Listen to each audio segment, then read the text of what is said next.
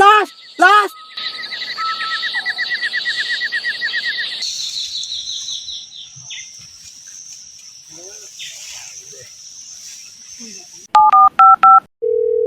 Hello CID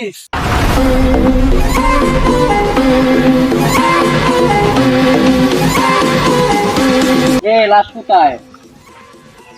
ACP কে? Sir আপনি তাহলে তুই বললি কেন? রাখেন স্যার রাখেন এলি স্যার লাশ। দয়া অভিজিৎ চেক করো। प्यारी समझ गई।